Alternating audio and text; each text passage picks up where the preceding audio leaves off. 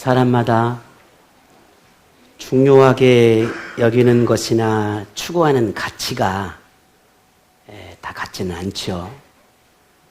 누구나 내가 생각하는 것, 또 자신이 뭔가 바라보는 것들에 대해서 다 다릅니다. 원력이 저와 여러분도 다 서로 다른 생각과 서로 다른 추구하는 어떤 방향과 목적과 다 다릅니다. 그 사람들은 이런 서로 다른 점들에 대해서 서로 인정하고 또 존중해줘야 한다라고 말을 합니다. 물론 맞습니다. 그래야 합니다. 존중하고 다름에 대해서 받아들이고 수용하는 태도가 참 중요합니다. 이것이 삶을 살아감에 있어서, 생을 살아가는 데 있어서는 어쩌면 참 중요한 지혜이기도 합니다.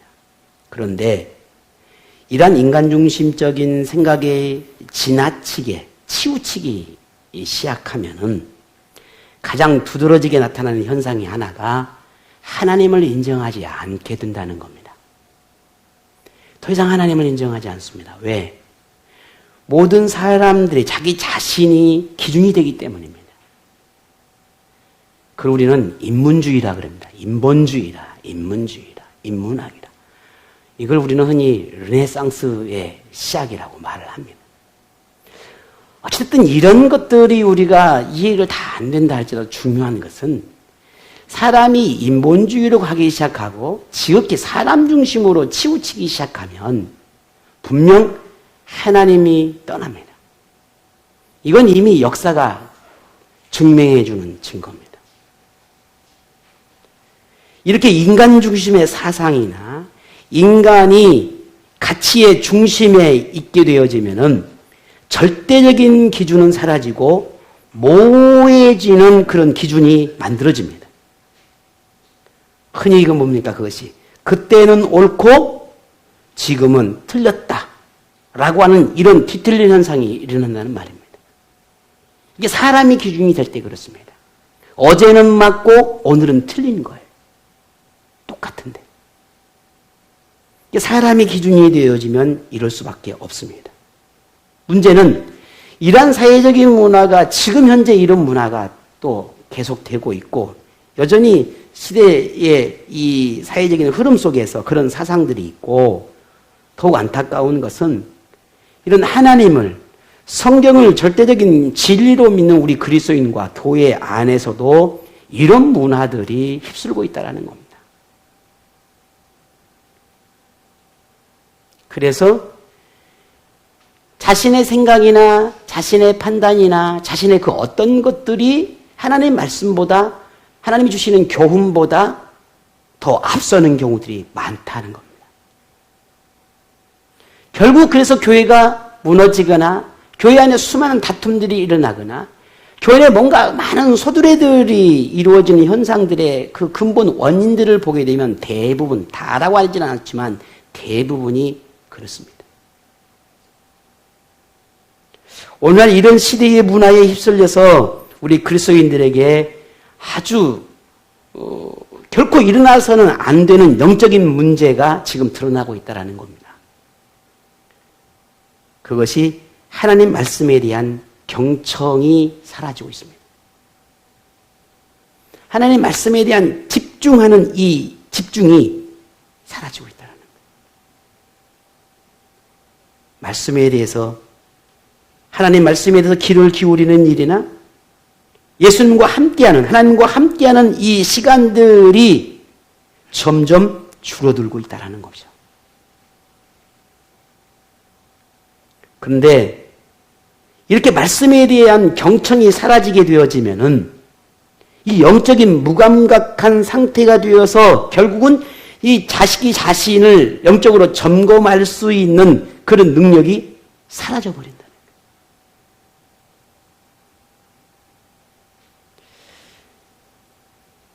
우리 신앙생활이 편하고 뭔가 쉽고 좋은 그런 환경 속에서 신앙생활을 하기를 누구나 바랍니다. 그래서 힘들고 어려운 것보다는 더 편하고 좋지요.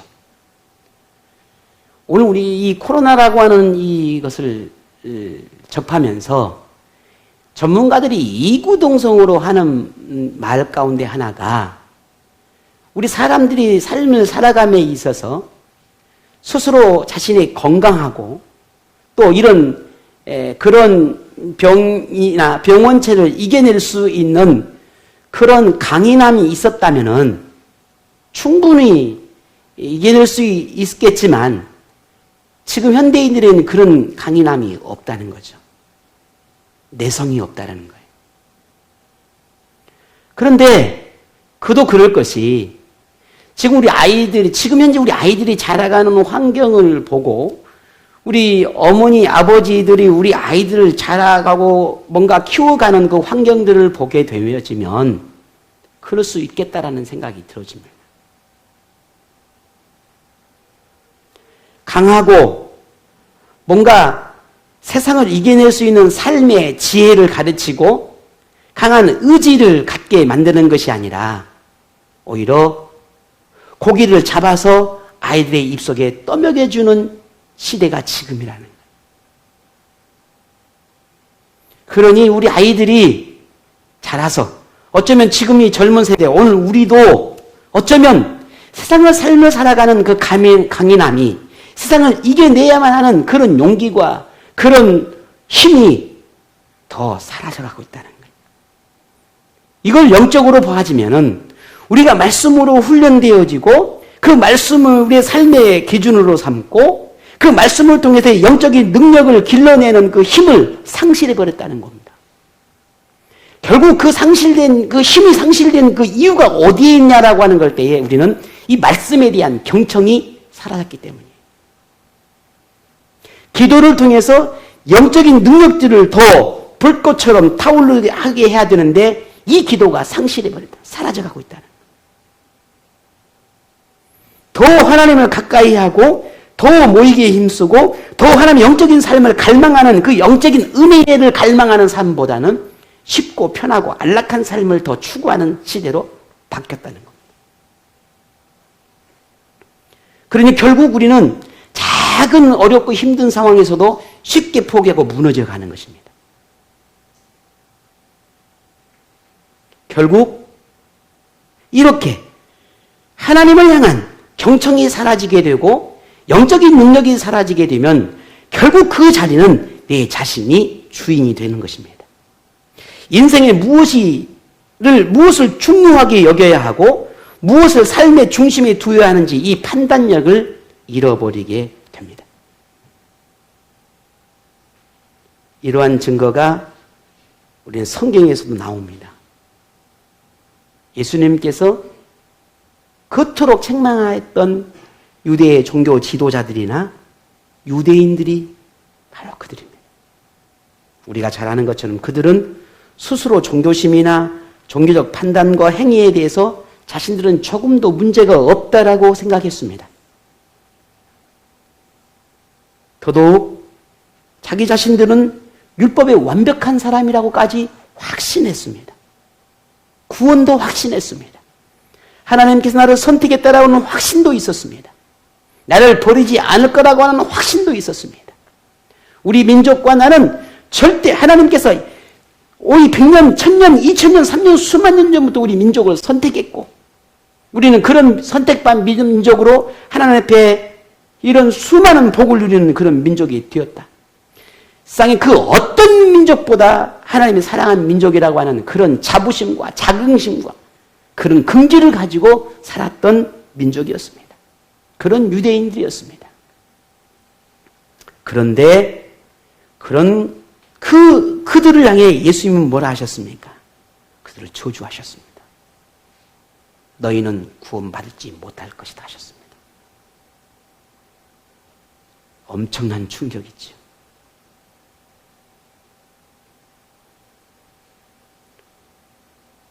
오늘 이 땅에 4분의 1이 25%가 75억에 가까운 인구 중에 25%가 기독교인이라고 말을 합니다. 우리 순천에도 약 20%가 넘어요. 27, 8%까지 된다고까지 말을 합니다.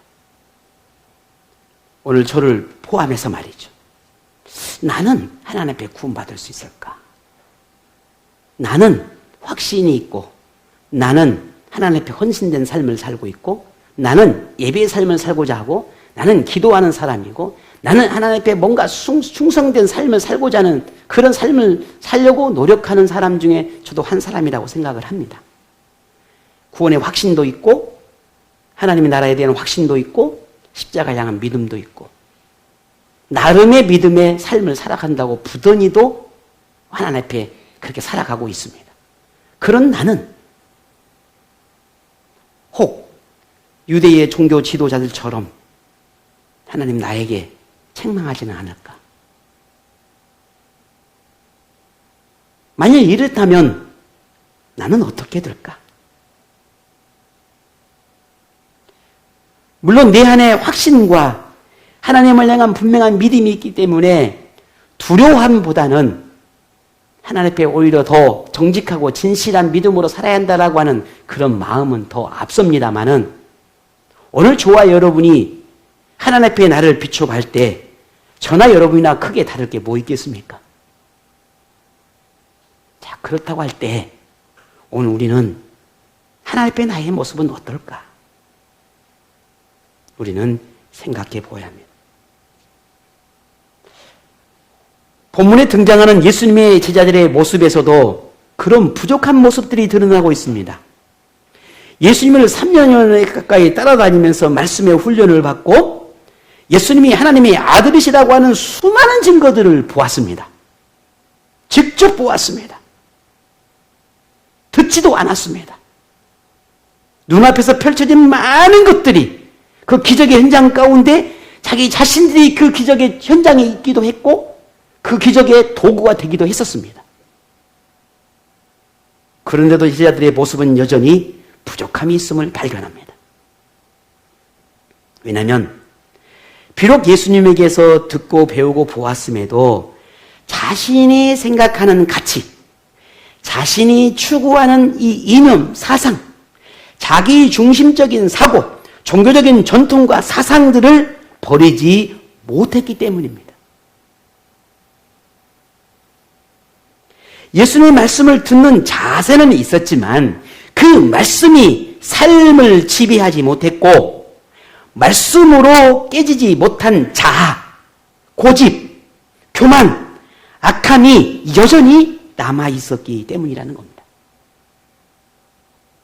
물론 이런 제자들이 예수님이 부활하고 그 부활한 예수님을 만나고 또 성령을 체험한 후에는 영적인 귀가 열렸고 이들의 삶이 순교자의 삶을 살았다라고 하는 것은 우리가 다 아는 사실입니다.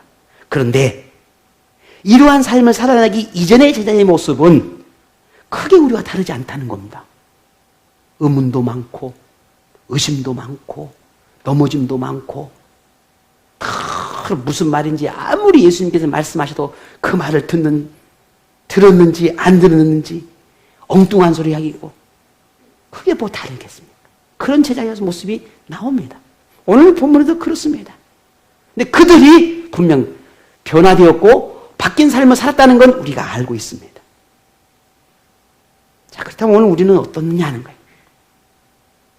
만일 우리가 구원의 의를 끝까지 지켜내고 싶다면 오늘 지금 내가 살아가는 삶의 이 현장 속에서 이 구원의 십자가를 쥐고 즐겁게 예수님을 따르는 삶을 살고자 한다면 우리는 하나님의 영에 붙들려야 합니다. 이것밖에는 없습니다.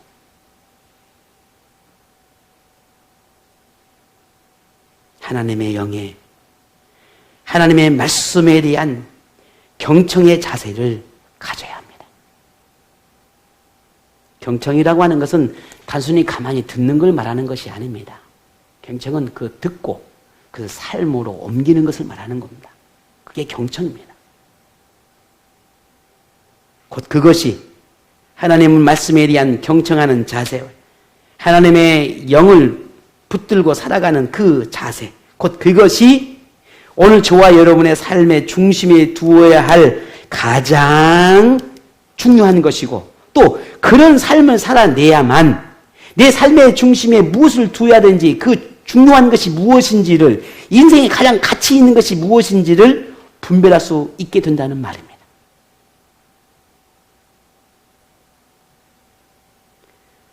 치매에 걸리신 분들 여러분 많이 혹시 접하셨습니까? 우리 조건사님 많이 보시잖아요.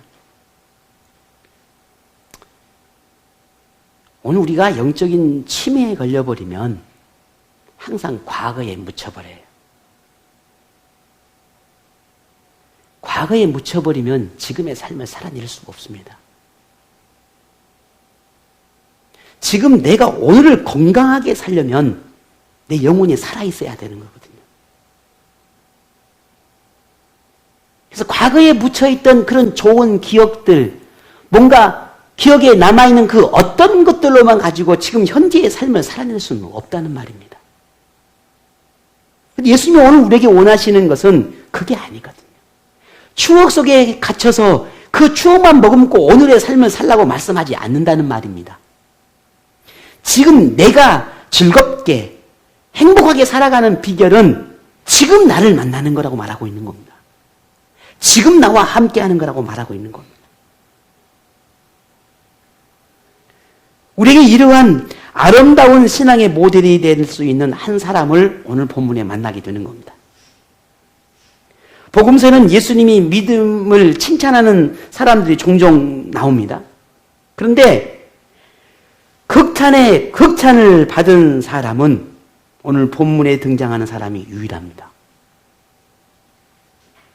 이 사람이야말로 예수님의 말씀에 경청하는 사람이었고 예수님의 은혜를 알고 예수님의 가치를 알고 십자가의 그 죽음의 의미를 알고 구원받은 은혜에 대한 구원받은 자의 삶에 대한 내가 구원을 받았으니 어떻게 그 응답의 삶을 살 것인가에 대한 그 삶이 어떤 삶인지를 가장 잘 보여주는 모범적인 삶을 보여주는 사람이 오늘 본문에 나오는 한 여인의 모습입니다. 예수님이 베다니에 가셨습니다. 그곳에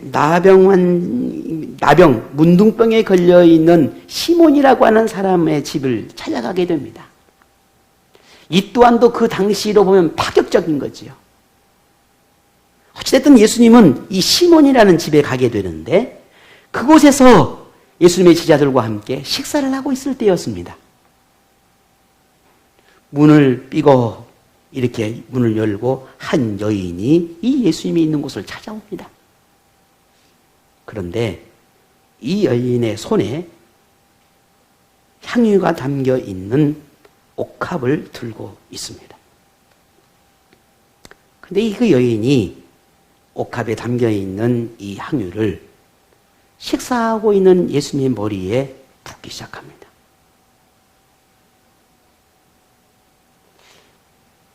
여러분 어떻게 생각하십니까?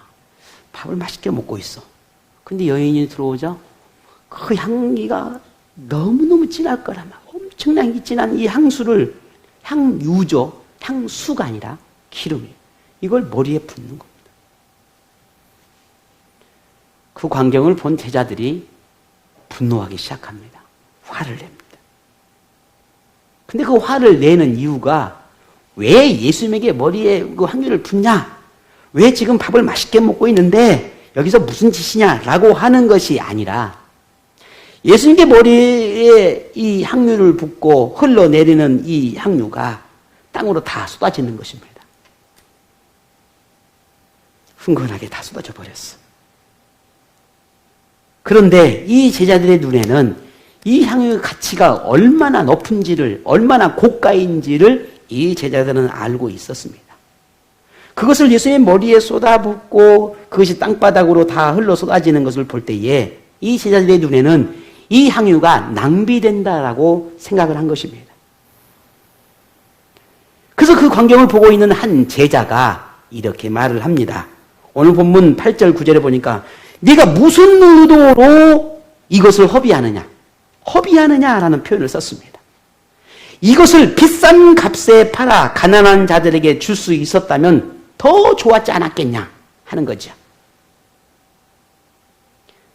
오늘 본문을 기록한 요한이 이 말을 했던 사람을 가룟 유다라고 기록을 하고 있습니다. 물론 우리는 가룟 유다가 어떤 사람인 줄 압니다. 이제 며칠 후에 예수님을 돈을 받고 이제 십자가에 죽도록 팔아버린 사람이지요. 그의 눈에는 이 향유가 더 가치 있게 보인 것입니다. 예수님보다. 오늘 이 향유가 도대체 얼마나 비쌌을까? 얼마나 고가였는지는 다른 마가복음이나 요한복음에 이렇게 말합니다. 300데나리온이었다라고 말합니다. 우리가 잘 아는 이 300데나리온이라고 하는 것은 성인이 300일 동안을 받을 수 있는 품삯을 말하는 것입니다. 그냥 계산하기 쉽게 하루에 10만 원을 계산해도 300일이면 얼마예요? 얼른 계산이 안 돼요? 어느 3천만 원입니다. 3천만 원. 요즘 10만 원짜리 어디가 있습니까? 20만 원이면 6천만 원이에요. 어마어마한 고가의 향유예요. 그러니 제자 눈이 뒤집어지는 것입니다. 이걸 쏟아버리니. 여인을 향해 분노하는 이 제자들의 말은 가만히 들어보면 일리가 있는 말입니다. 어떻게 보면 틀린 말이 아닐 수도 있습니다. 수천만 원의 명품 향유를 예수님의 머리에 붓고 그것이 땅으로 다 쏟아져 흘러내려 버리니 제자들이 볼 때는 그렇게 값비싼 향유를 낭비하는 것이니 무의미한 행동이라고 볼 수 있는 것입니다.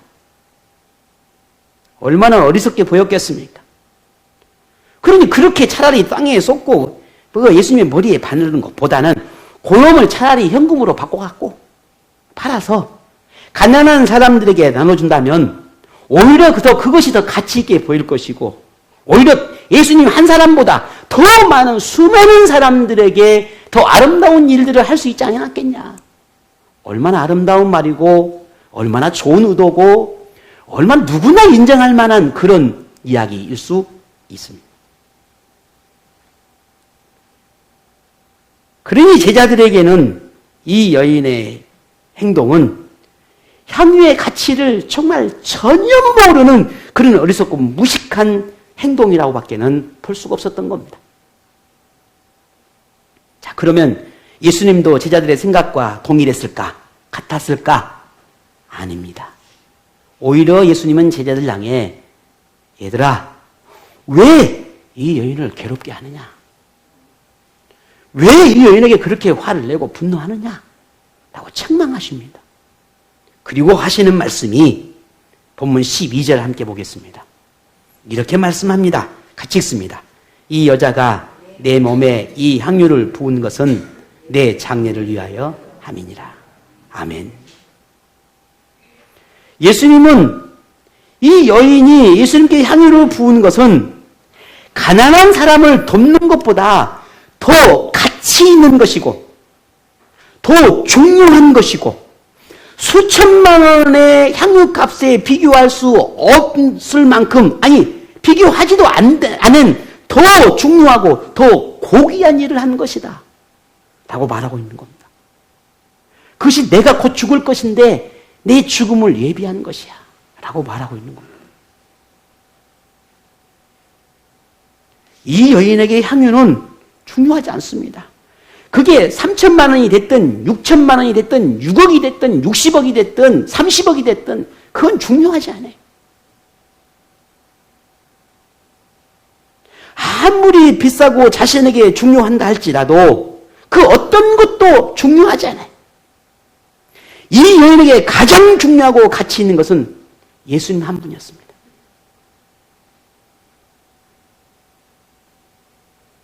오늘 여러분이 그토록 소중하고 중요하고 가치 있게 여기는 것이 무엇입니까?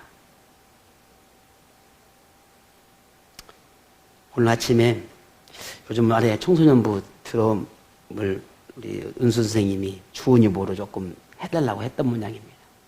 해봐야 뚝딱 뚝딱 뚝딱 시계초면계로 뚝딱 뚝딱 하고 있는 게 뭐 얼마나 하겠어요.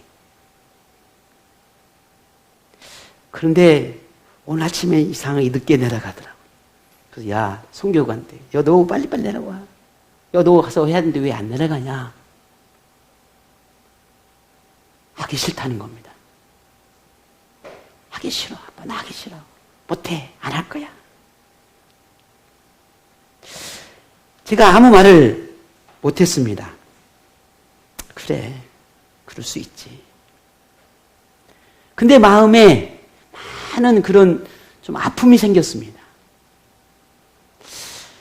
하나님을 위해 헌신하고 하나님을 위해 수고하는 삶을 산다는 것이 세상에 그 어떤 것보다 가치 있는 것인데, 그 어떤 것보다 소중한 것인데 몰라서 그러니까 그런 생각들이 찾아왔습니다. 우리 어른들도 마찬가지죠. 무엇이 가치 있고 무엇이 소중한지를 내가 깨닫지 못하면 우리는 잘못된 것들을 선택하고 잘못된 것들에 내 인생을 쏟아붓습니다. 오늘 이 여인은 자신에게 가장 중요하고 소중한 것은 예수님이었습니다. 다른 게 아니었어요. 여러분이 가장 중요하고 소중한 건 무엇입니까? 여러분 자신의 건강입니까? 아니면 가정입니까? 아니면 직장입니까? 아니면 자녀입니까? 아니면 무엇입니까? 돈입니까? 여러분이 그토록 소중한 게 뭡니까? 예수님보다 더 소중한 게 무엇입니까? 하나님의 나라보다 더 소중한 게 무엇입니까? 오늘 저와 여러분이 십자가의 죽음을 통해서 우리에게 보여준 그 사랑, 그것보다 더 소중한 것이 무엇입니까? 오늘 이 여인은 알고 있었습니다. 내게 가장 소중한 것이 무엇인지. 그런데 그 여인의 마음을 누가 알았습니까? 예수님이 알아주셨습니다. 예수님이. 이 여인은 자신이 할 수 있다면, 향유보다 더 비싸고 더 소중하게 여긴 것이 있다면 설령 그것이라 할지라도 예수님을 위해서 무엇이든지 내어드릴 수 있는 그런 여인이었습니다. 예수님은 이런 여인의 믿음을 보았습니다. 만일 우리가 제자들과 함께 있었다면 어떠했겠습니까? 예수님의 죽음과 그 죽음의 가치와 그 죽음의 의미의 그 중요함을 몰랐다면은 예수님의 그 제자들과 우리와 크게 다르지 않았는지도 모릅니다. 하지만 가룟 유다의 주장처럼 우리도 거기에 맞아, 그렇지, 나도 그렇게 생각해 라고 동의하려는지도 모릅니다.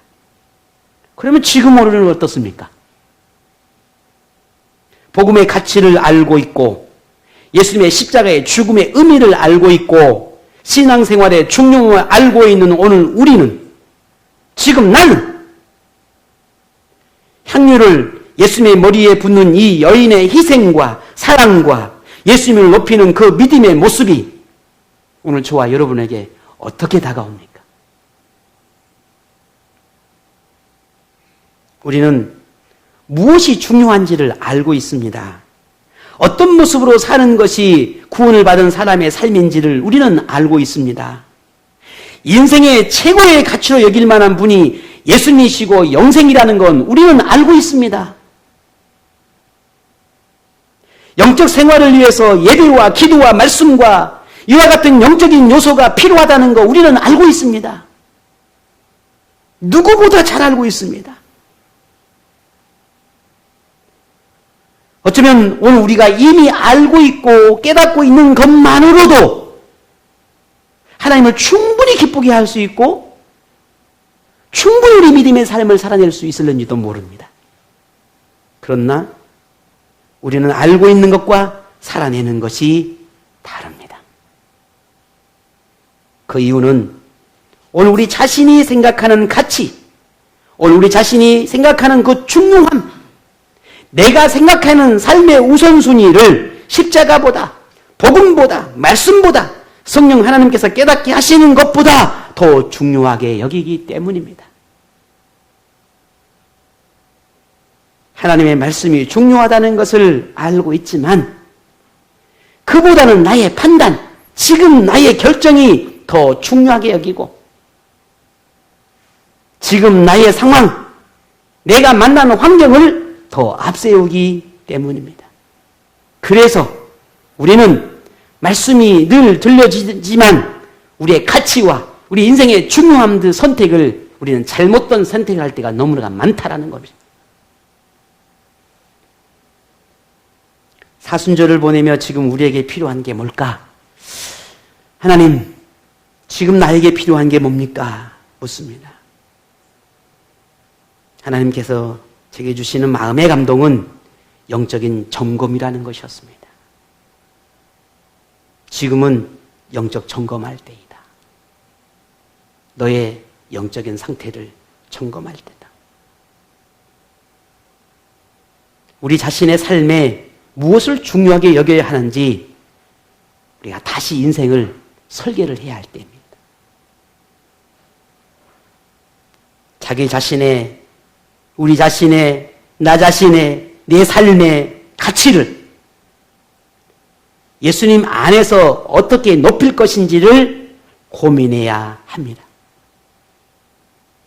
이러한 영적인 노력이 없다면 우리는 언제든지 예수님을 배역하는 사람으로 전락할 수 있습니다. 그런데 이러한 사람들의 모습은 성경에도 그렇고 오늘 우리 주변에도 쉽게 찾아볼 수 있습니다.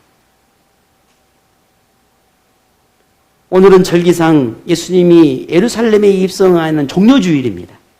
이번 한 주간을 고난주간이라고 말합니다.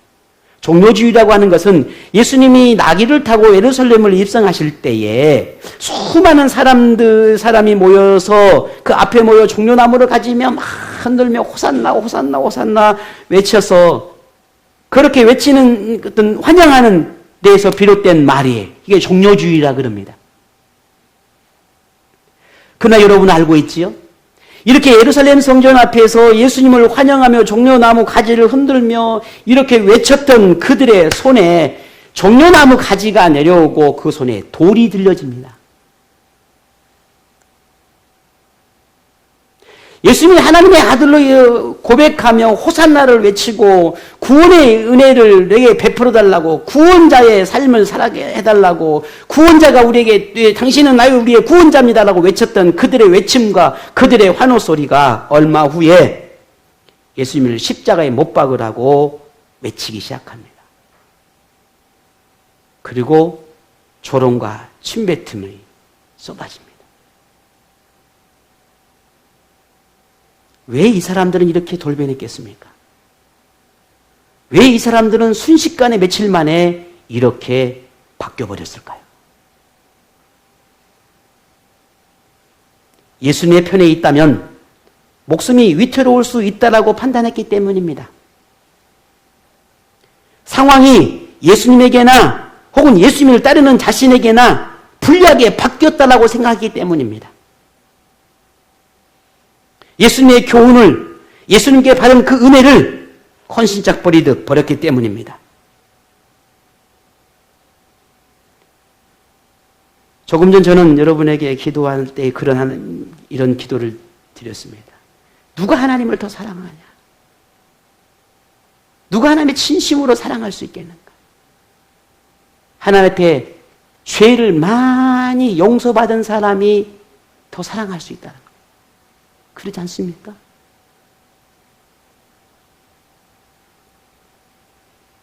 빚을 탕감받은 자의 비유를 통해서 보여주었습니다. 예수님께서 그런 비유로도 말씀을 하셨습니다. 오늘 저와 여러분이 생 누구보다 많은 죄를 용서받은 사람입니다. 저만 그런가요? 저는 제 개인적으로 하나님께 받은 이 긍휼의 용서, 죄의 용서를 생각하면 말로 형용할 수가 없습니다.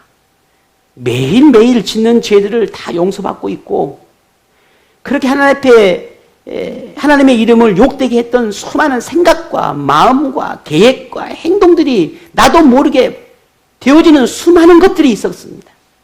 근데 묻지 않으셔요. 그보다 더 엄청난 은혜가 어디 있겠습니까? 누가? 예수님이 용서해 주신 겁니다.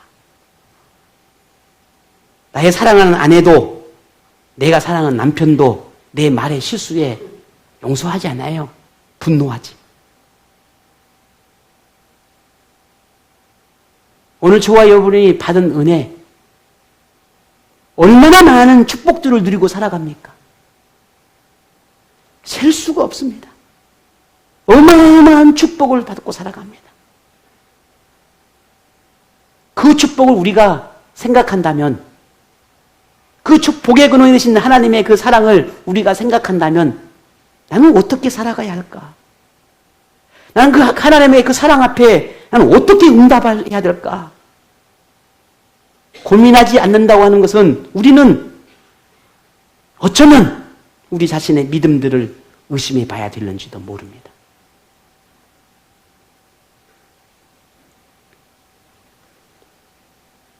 오늘 우리가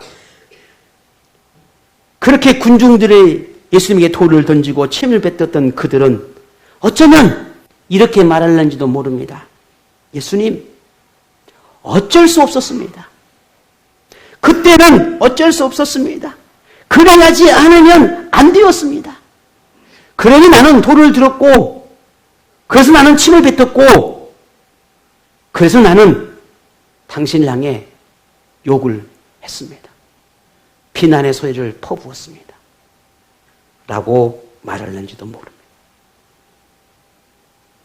하지만 그들은 무엇이 중요한지, 무엇이 옳은지, 고귀한 가치가 무엇인지를 찾으려 고민하지 않았습니다.